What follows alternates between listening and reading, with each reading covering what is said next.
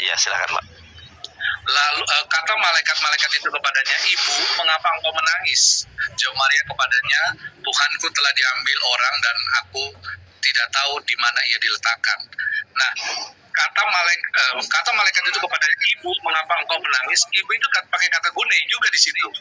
Apakah artinya Maria Magdalena itu istri dari malaikat-malaikat itu? Bukan dong. Oke. Iya, terus? Ya, jadi kata gune itu atau guna itu nggak selalu harus berarti istri, bisa perempuan. Tadi saya bilang nggak berarti. Betul. Ya, jadi ini kan di ayat 13 ini jelas malaikat-malaikat itu, kata malaikat-malaikat itu kepadanya. Ini ada dua orang malaikat pakai kata ibu, mengapa engkau menangis? Nah, kata ibu ini dalam bahasa Yunaninya gune. Apakah Maria bersuamikan dua orang malaikat? Enggak kan? Iya. Karena itu sudah panggilan penghormatan kepada seorang wanita. Itu gune. Itu saja. Oke, ini sebetulnya ini peristiwa tentang Yesus diselamatkan dari peristiwa penyaliban. Nah, ini kan di dalam Yohanes 20 ayat ke-11, Yesus menampakkan diri kepada Maria Magdalena.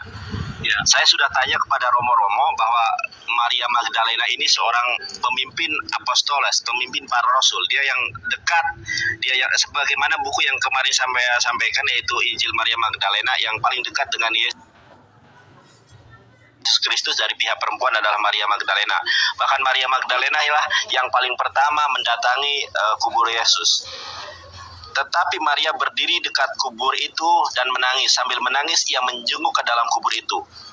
Dan tampaklah olehnya kedua orang malaikat berpakaian putih, yang seorang duduk di sebelah kepala dan yang lain di sebelah kaki di tempat mayat Yesus terbaring.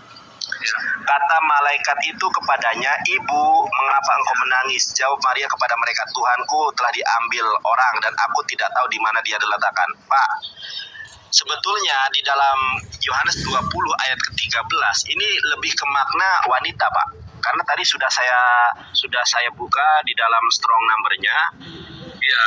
Ya sebentar, Pak ya. Saya selesaikan dulu.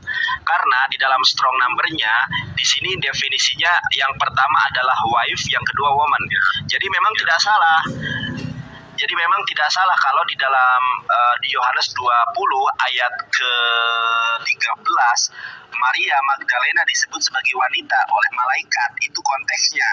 Sesudah berkata demikian, ia menoleh ke belakang dan melihat Yesus berdiri di situ. Tetapi ia tidak tahu bahwa itu adalah Yesus. Jadi saya heran dari Yohanes 20 ayat ke-14 ini, kok Maria Magdalena tidak mengenali Yesus. Padahal Maria Magdalena adalah sosok yang dekat, bahkan kalau menurut analisa saya adalah istri daripada Yesus Kristus. Makanya dia orang yang pertama kemudian menemui atau menjenguk kubur Yesus. Ini kok bisa bahwa Maria tidak mengenali Yesus? Kata Yesus kepadanya, "Ibu, mengapa engkau menangis? Siapa yang engkau cari?" Maria menyangka orang itu adalah penunggu taman. Nih, bayangkan Maria Magdalena kok bisa mengira Yesus penunggu taman, kok bisa tidak mengenali, karena Yesus berubah rupa. Lalu berkata kepadanya, "Tuhan, jikalau Tuhan yang mengambil dia, katakanlah kepadaku di mana Tuhan meletakkan dia supaya aku dapat mengambilnya." Karena di sini Maria Magdalena itu dalam keinian ya. Di ayat ke-16-nya kata Yesus kepadanya, "Maria, Maria," berpalinglah kepadanya. Dalam bahasa Ibrani Rabuni artinya guru. Ternyata Pak, Maria Magdalena sadar bahwa yang ada di depannya adalah Yesus, karena dia memanggil apa di ayat ke-15 gunai, Pak. Artinya istri, Pak. Nih, saya tunjukkan ayatnya.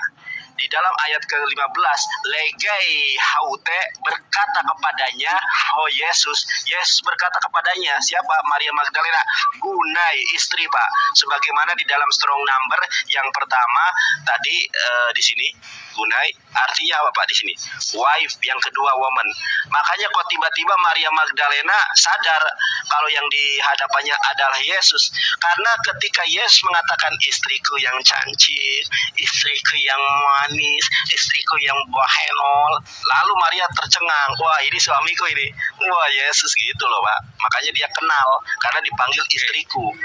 Oke, yuk kita baca baik-baik ya.